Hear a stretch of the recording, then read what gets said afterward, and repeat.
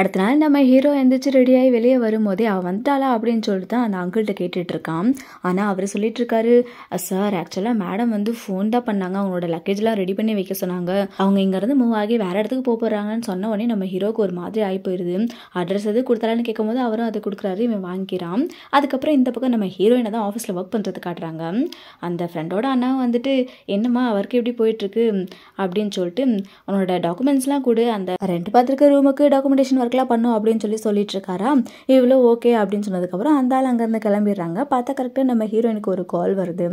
அதை அட்டன் பண்ணுறா யார் அப்படின்னா ஹீரோயின். அந்த ஹீரோவோட ஆஃபீஸில் ஒர்க் பண்ணும்போது ஒரு அசிஸ்டன்ட் இருப்பாள், அவள் தான் பேசிகிட்டு இருப்பான். மேடம் என்ன மேடம் நீங்கள் வேலைக்கு வரலையா, உண்மையிலே அங்கே போய் ஜாயின் பண்ணிட்டீங்களான்னு கேட்கும்போது ஆமாம் இங்கே பேலாம் சூப்பராக இருக்குது, நீ வரியா, உனக்கு நல்ல சேலரி வாங்கி தரேன் அப்படின்னு சொல்லிட்டு நம்ம ஹீரோயின் கூப்பிட்றா. அவர் வந்துட்டு மேடம் நான் அதை பற்றி யோசிக்கிறேன் அப்படின்னு சொல்லிட்டு என்ன மேடம் நீங்கள் எப்படி பண்ணிட்டுருக்கீங்க, உண்மையிலே சாரை நீங்கள் டைவர்ஸ் தான் பண்ண போகிறீங்களா, நீங்கள் ரொம்ப வருத்தப்படுவீங்க மேடம், அவரை நீங்கள் அவ்வளோ லவ் பண்ணுறீங்க, அவர் யாரு கூட எந்த ரிலேஷன்ஷிப்லேயே இல்லைன்னு உங்களுக்கு நல்லாவே தெரியும், கண்டிப்பாக நீங்கள் பின்னாடி ரிக்ரெட் பண்ணுவீங்க அப்படி இப்படின்னு சொல்லிட்டு இருக்கும்போது நம்ம ஹீரோயின் சொல்கிறா ஆமாம் பண்ணலாம் தான் நான் ரிக்ரெட் பண்ணுவேன், ஏன்னா அவன் எனக்கு கொஞ்சம் கூட மரியாதை கொடுக்குறதில்ல, அக்கறை எடுத்துக்கிறதில்ல அப்படின்னு நம்ம ஹீரோயின் கோமா பேசிகிட்டு இருக்காளா.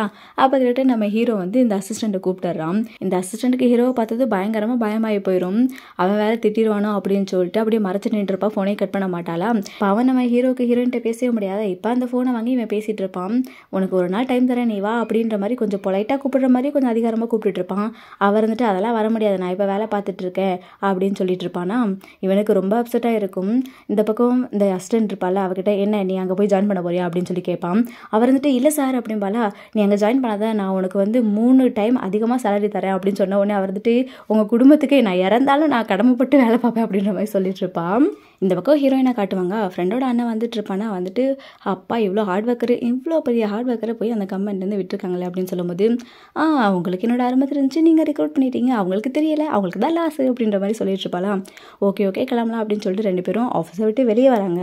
அப்போ கரெக்டாக நம்ம ஹீரோ முன்னாடி காரில் நின்றுட்டு இருப்பான். இந்த ஹீரோவை பார்த்துட்டு இவர் இங்கே வர அளவுக்கு ஃப்ரீ டைம் இருக்கா அப்படின்ற மாதிரி கேட்டுட்டு இருப்பான். அப்போ நம்ம ஹீரோயின் வந்துட்டு நீ எதுக்கு இங்கே வந்த அப்படின்ற மாதிரி கேட்கும்போது டக்குன்னு நம்ம ஹீரோ அந்த கூவை பார்த்து ஒரு முறை மறைச்சு ஹீரோயினை என் வைஃபை பார்க்க நான் வந்தேன், உனக்கு நடா அப்படின்ற மாதிரி கேட்டு நாளைக்கு இவன் வேலைக்கெலாம் வரமாட்டா, அவளுக்கு வேலை இருக்குது அப்படின்ற மாதிரி சொல்லிட்டு இருப்பானா. ஹீரோயின் வந்துட்டு எதுக்கு நீ தேவையில்லாத ஒர்க் விஷயத்துலாம் தலையிட்டு இருக்க, நான் வேலைக்கு வருவேன் அப்படின்னு சொல்லும்போது நீ யாராவது கேட்க அப்படின்ற மாதிரி சொல்லிட்டு இருக்கான். அப்போ ஹீரோ வந்துட்டு சொல்லுவான், நான் உன் பாஸு, உன்னோட ஹஸ்பண்டு, அதனால் நான் சொல்கிறது நீ கேட்கணும் அப்படின்ற மாதிரி. அதெல்லாம் முடியாது, நான் ஆல்ரெடி உன்னை டிவோர்ஸ் பண்ண போகிறேன், அதுக்கு தான் தனியாக இருக்கேன், பத்தாத்துக்கு நான் வேலை வேண்டான்னு எழுதியும் கொடுத்துட்டேன் அப்படின்னு சொல்லிட்டு இருக்காளா. அப்போ சொல்லிட்டு இருப்பான், எனக்கு இப்போ உன்னால் ஹெல்ப் பண்ண முடியாது, நீ டிவோர்ஸ் பண்ணதுக்கப்புறம் உனக்கு என்ன சப்போர்ட் வேணாலும் பண்ணுவேன் அப்படின்ற மாதிரி சொல்லும்போது அதுக்கெல்லாம் வாய்ப்பே இல்லைன்னு ஹீரோ சொல்லிட்டு காரில் போகிறாங்க. ஹீரோ வந்து ஹீரோயினை தூக்கி காருக்குள்ளே போட்டு ஒழுங்காக சொன்னபடி கேளு வீட்டுக்கு வா அப்படின்ற மாதிரி சொல்லும்போது நம்ம ஹீரோயின் நட முடிப்பாளா. நீ என்னமோ வீட்டுக்கு வேண்டாம் இங்கேயே பண்ணணும்னு சொல்கிற மாதிரி இருக்குன்னு டபுள் மீனிங்கில் பேசிகிட்டு இருக்கான். அவர் வந்துட்டு கொஞ்சம் கூட வைக்கவே இல்லையா அப்படின்ற மாதிரி கேட்குறா. நான் உன் புருஷன் எனக்கு என்னமா வைக்கும் அப்படின்ற மாதிரி சொல்லிட்டு அமைதியாக உட்காருவானா. இவன் அப்பாடா பெரும்புச்சுடுவா, அதுக்குள்ளே அவளை தூக்கி மடியில் உட்கார வச்சுக்குவான். நம்ம ஹீரோயின் விடுன்னு இருப்பாள். அவன் இருந்துட்டு நானும் இல்லைன்னு தான் பார்க்குறேன், நீ எதுக்கு சம்மதிக்க மாட்டேங்கிறேன் அப்படின்ற மாதிரி பேசிட்டு நம்ம ஹீரோயினை தூக்கிட்டு வீட்டுக்கே நேராக போயிடுறான். அங்கே அந்த அங்கிள் இருப்பாங்களா. அப்போ இவன் ஆனால் இவன் வந்து அதெல்லாம் மைண்ட் பண்ண மாட்டான், கூலாக இருப்பானா. அந்த அங்கிள் சொல்லுவார், நான் கீழே போகிறேன், சாரி மிஸ்ஸஸ் அண்ட் மிஸ்டர்னு சொல்லும்போது இவர் வந்துட்டு என்ன நீங்கள் எப்படி என்ன கூப்பிடுறீங்க அப்படின்ற மாதிரி கேட்கும்போது ஹீரோ சொல்லுவான், நீ தானே சொன்ன மிஸ்ஸுன்னு கூப்பிடுறது உனக்கு பிடிக்கல அப்படின்ட்டு, நீ என்னோட மிஸ்ஸஸ் தானே, இனிமேட்டுக்கு அப்படி தான் கூப்பிடணும்னு சொல்லிட்டு அப்பெல்லாம் இனிமேட்டு கூப்பிட வேணாம் அப்படின்ட்டு அந்த அங்கிளை பார்த்து இவனை நான் டைவர்ஸ் பண்ண போகிறேன், இப்போ எதுக்கு என்ன எப்படி கூப்பிட்டு இருக்கீங்க, எப்பவும் போல கூப்பிடுங்க மிஸ்ஸுனே, அதுவே போதும் அப்படின்ற மாதிரி சொல்லும்போது அவர் வந்துட்டு என்னடா இது சோதனை அப்படின்ற மாதிரி அந்த பக்கம் கிளம்பிடுவார். நம்ம ஹீரோ வந்துட்டு எத்தனை முறை சொல்லுவீங்க டைவர்ஸ்னு சொல்லிட்டு இருக்கா, அதெல்லாம் உனக்கு தேவையில்லை, வேணாம் விடு, நான் வந்து அந்த லின்னுக்கிட்ட சொல்லி அந்த போஸ்ட்டில் ரிமூவ் பண்ண சொல்லிட்டேன், எந்த பிரச்சனையும் இல்லை அப்படின்னு இவன் சொல்லிட்டு இருப்பானா. நான் உங்ககிட்ட ஒன்றும் கன்ஃபர்மேஷன் கேட்டுட்டு இருக்கல, நான் இன்ஃபார்ம் பண்ணுறேன், நான் டைவர்ஸ் தான் பண்ண போகிறேன் அப்படின்ற மாதிரி ஹீரோ சொல்கிறா. ஏன் அப்படி டைவர்ஸ் பண்ணணும்னு சொல்லிட்டு இருக்க, நீ தான் எனக்கு கல்யாணம் பண்ணும் அப்படின்னு சொல்லி அடம் பிடிச்ச, இப்போ டைவர்ஸ் பண்ணணும்னு சொல்லிட்டு இருக்க, ஏன் இந்த மாதிரி பண்ணுற அப்படிங்கும்போது ஆமாம் எல்லாரும் சொல்லிட்டு இருக்காங்களே ஊர் உலகத்தில், நான் உனக்கு மைக்கி ட்ரக்ஸ் கொடுத்து தான் உனக்கு கல்யாணம் பண்ணேன் அப்படின்னு சொல்லிட்டு, எப்படி பார்த்தாலும் இது மரியாதை இல்லைனா கல்யாணம் தானே, இது ஒரு அசிங்கம் தானே அப்படின்ற மாதிரி சொல்லும்போது என்ன நீ இப்படி சொல்கிற, இப்படிலாம் நீ சொல்லவே மாட்டியே, இந்த கல்யாணம் உனக்கு எவ்வளோ பெருமையானது, அதாவது நீ எவ்வளோ முக்கியமாக நினச்ச, இதை போய் நீ இப்படி நினைக்கிறியா அப்படின்னு கேட்கும்போது அப்போ நம்ம ஹீரோயின் மனசுக்குள்ள நினைப்பா என்னடா இங்கே நடந்துட்டு இருக்கு, அப்போ எல்லாரும் சொல்கிற மாதிரி இல்லையா, ஒருவேளை நான் இந்த கல்யாணத்தை ரொம்ப மதிச்சு அன்போடு இருந்தனோ, சரி என்னவோ கண்டிப்பாக என் வாழ்க்கையில் சந்தோஷமாக இல்லைன்னு மட்டும் தெரியுது, அதனால தான் நான் சூசைட்லாம் அட்டன் பண்ணியிருக்கேன் அப்படின்னு சொல்லிட்டு நான் டைவர்ஸ் பண்ணுறது தான் அப்படின்னு சொல்லிட்டு நம்ம ஹீரோயின் இன்ஃபார்ம் பண்ணிட்டு இருக்கா. வேணா நீ இப்படி சொல்லிக்கிறேன், நான் உன்னை டைவர்ஸ் பண்ணேன்னு இருக்க வேணா, நீயா என்ன டம்ப் பண்ணேன்னு வச்சுக்கோ, அப்போ உனக்கு எந்த பிரச்சனையும் இல்லை அப்படின்ற மாதிரி ஹீரோன்னு சொல்லிட்டு இருக்கலாம். ஹீரோக்கு ரொம்பவே கோவம் தருது. ஒருவேளை இப்போ தான் புரியுது எனக்கு, நீ அவனை கல்யாணம் பண்ணுறதுக்காக என்ன வேணான்னு சொல்லியோ அப்படின்னு அப்படின்னு சொல்லிட்டு அந்த கூவை பற்றி சொல்கிறா. நம்ம ஹீரோனு கடுப்பாயிட்டு இருக்கு, ஏன் இந்த மாதிரி மட்டமாக நினைக்கிற அப்படின்ற மாதிரி அவள் சொல்கிறான். ஹீரோ சொல்கிறா, நான் எத்தனை டைமே உனக்கிட்ட சொல்கிறேன் அந்த கூ ஃபேமிலி கூட சேராத பேசாத தேவையில்லை அப்படின்னு சொல்லிட்டு. அப்படிங்கும்போது நீ மட்டும் அந்த லின்னுக்கு அசால்ட்டாக 10 மில்லியன் எடுத்து கொடுத்து அதில் மட்டும் எந்த தப்பு இல்லையா? நீ அவ கூட அப்படி சுற்றுறனால தான் தேவையில்லாமல் எங்கள் மேலே பழி போடுறேன். நான் ஜஸ்ட் இவன் கூட வேலை தான் பார்த்துட்டு இருக்கேன் அப்படின்ற மாதிரி ஹீரோயின் சொல்லிட்டு இருக்கும்போது ஹீரோ சொல்லுவான், நான் வந்து நீ பண்ண மிஸ்டேக்காக தான் நான் அவளுக்கு காம்பன்சேஷன் பண்ணணும்னு சொல்லி அவள் கம்பெனி பிராண்டே போயிடுச்சு, அதுக்காக தான் நான் பணம் கொடுத்து ஹெல்ப் பண்ணேன் அப்படின்னு சொல்லும்போது ஹீரோயின் சொல்லுவா, ஆஹா நான் அவளுக்கு நஷ்டம் பண்ண வச்சேனா? அவள் வந்து எல்லாத்தையும் ஏமாத்திட்டு இருக்கா, அவள் ப்ராடக்ட் சரியில்லை, அதை தான் நான் எல்லாத்துக்கும் எடுத்து சொன்னேன். ஆனால் அதை தப்பு நீ என்னையே கார்னர் பண்ணிட்டு இருக்க, நீ அவளுக்கு சப்போர்ட் பண்ணிட்டு இருக்க அப்படிங்கும்போது ஹீரோ சொல்லிட்டு இருப்பான், ஒருவேளை நான் பண்ணது உனக்கு தப்புன்னு தோணுச்சுன்னா நான் வேற வழியில் அப்படின்னு சொல்லிட்டே இருக்கும்போது எனக்கு இந்த சமகாசமே வேணாம்ப்பா, தயவுசெய்து நான் விடு, ஆளை விடு அப்படின்ற மாதிரி எதிர்த்து போயிடுவான். ஹீரோக்கா என்ன சொல்கிறதுனே தெரியாது. ஹீரோயின் நேராக போய் அவள் துணிமணியெல்லாம் எடுத்து மடித்து வச்சுட்டு இருப்பான். அப்போ வந்து அவள் கோமா தான் இருந்துட்டு இருப்பா. ஹீரோ வேகமாக வருவான், நம்ம ஹீரோயினை கட்டி பிடிச்சிக்குவான். நீ திரும்பவும் கோச்சிக்கிட்டு என்னை விட்டு போறியா, நீ போகாத நான் உன்னை விட மாட்டேன், டைவர்ஸ்லாம் வேண்டாம் அப்படின்னு சொல்லி நம்ம ஹீரோ ரொம்ப சென்டிமெண்ட்லாம் பேசிகிட்டு இருப்பான். அப்போ ஹீரோயின் வந்துட்டு தனியாக போனதான் டைவர்ஸ் பண்ண முடியும்னு சொல்லும்போது நம்ம ஹீரோ கோவப்பட்டு அதை பற்றி நீ பேசவே கூடாதுன்னு அவளை பயங்கரமாக கிஸ் பண்ணிட்டு இருப்பானா. அவள் தள்ளி விட்டுட்டு வேலையை பாரு அப்படின்ற மாதிரி பேக் பண்ணிட்டு இருப்பாளாம். அப்போ டக்குன்னு ஹீரோ மொபைல் எடுத்து அவள் கையில் கொடுப்பான். எதுக்கு மொபைலை தர அப்படிங்கும்போது, நீ எப்போவுமே என் மொபைலை பார்க்கணும் தானே கேட்டுட்டு இருப்பேன், இருந்தால் என் மொபைலை பாரு, எவ்வளோ வேணாலும் பாரு அப்படின்னு சொல்லிட்டு இருப்பானா. நம்ம ஹீரோயின், நான் எதுக்கு உன் மொபைலை கேட்குறேன் அப்படின்ற மாதிரி கேட்பான். ஆமாம் உனக்கு ஞாபகம் இல்லையா, நீ மறந்துட்டியா அப்படின்னு சொல்லிட்டு இருப்பான். நீ முன்னாடி இந்த மாதிரி சண்டை போடும் போதெல்லாம் நீ தான் நிறைய பொண்ணுங்களை கூட நான் பேசுகிறேன் அப்படின்ட்டு நம்மளால் சந்தேகப்பட்டு ஃபோன்லாம் கேட்பே செக் பண்ணுறதுக்கு. அப்படிங்கும்போது நம்ம ஹீரோயின் வந்து, ஐயோ நான் இந்த மாதிரிலாம் வேறு பண்ணியிருப்பேனா, சந்தேகப்படுறேன்னா அப்படின்ற மாதிரி யோசிச்சுட்டு இருப்பான். அப்போ ஹீரோ சொல்லுவான், அந்த எவ்வளோ வேணாலும் நீ பார்த்துக்கோ, அதே மாதிரி உன் பொண்ணு எனக்கு கொடு அப்படின்னு சொல்லி கேட்டுட்டு இருக்கான். அப்போ கரெக்டாக நம்ம ஹீரோயின் வந்து யோசிக்கிறான், அந்த பழசு அவளுக்கு வந்து ஞாபகத்துக்கு வருது. அப்போ ஹீரோ சொல்லுவான், நான் எத்தனை டைம் உனக்கு சொல்கிறது, ஃபோன்லாம் தர முடியாது அப்படிங்கிறான். அப்போ அவள் பொலைட்டாக பேசுவாள், ரொம்ப நல்ல பிள்ளையா. ஏன்னா அவள் முன்னாடி அப்படி தான் இருப்பாப்புல இருக்குது, ரொம்ப அன்பாய் மேலே ரொம்ப லவ் பண்ணுவாப்புல இருக்குது. எனக்கு ஃபோனை கொடு, நீ ஃபோனை கொடு, நீ நைட்டு ராத்திரில் போய் வேறு யாருக்கிட்டேயோ ஃபோன் பேசிகிட்டு இருக்க, நீ யாரோட டெக்ஸ்ட் பண்ண அப்படி இப்படின்னு கேட்டுட்டு இருப்பான். அவன் சொல்லுவான், நான் எத்தனை டைம் உனக்கு சொல்கிறது, நான் நடராத்திலே எந்திரிச்சு போகவும் இல்லை, டெக்ஸ்டும் பண்ணல, ஒர்க் விஷயத்தை தவிர வேறு யாருக்கிட்டையுமே நான் எதுவுமே பேச மாட்டேன் அப்படின்னு சொல்லிட்டு இருக்கான். ஆனால் இவன் நம்ப மாட்டான். அதுக்கப்புறம் பொறுமையாக இருந்து திரும்பவும் ஃபோனை தான் கேட்டுட்டு இருப்பான்.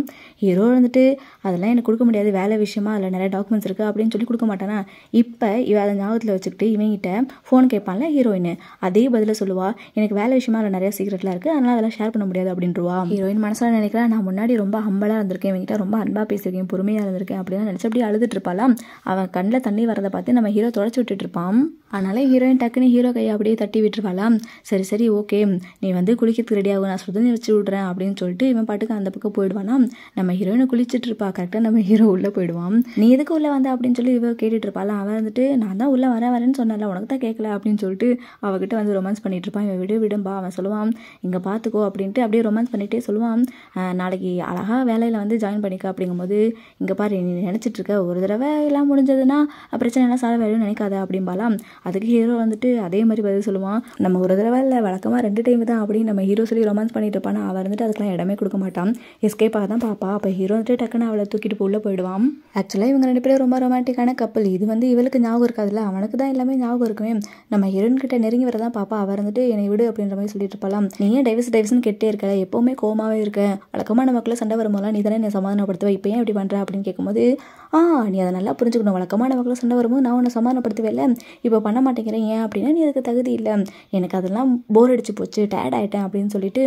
அப்போ ஹீரோ கேட்குறான், அப்போ உண்மையிலே நீ டைவர்ஸ் பண்ண போறியா அப்படிங்கும்போது, ஆமாம் நான் விளையாடல, உண்மையாக தான் சொல்கிறேன் அப்படிங்கிறான். ஒரு வழியாக நம்ம ஹீரோ வந்து ஹீரோயின் வெளியே போகிறதுக்கு அக்செப்ட் பண்ணிக்கிறான் போல இருக்கு. அடுத்த நாள் நம்ம ஹீரோயின் லக்கேஜோடு வெளியே போகிறதா காட்டுறாங்க. அப்போ ஹீரோ வந்துட்டு சொல்லிட்டு இருக்கான், வா முதல்ல சாப்பிட்டு கிளம்பலாங்கும் போது அவனை கம்பெனியில் போய் சாப்பிட்டுக்கிறேன் அப்படின்ட்டு பிடிவாதமாக நிற்பான். அப்படின்னா அவனை வெளியவே விட மாட்டேன் அப்படின்றதுக்கப்புறம் சரி நான் வந்து உட்கார்றான்.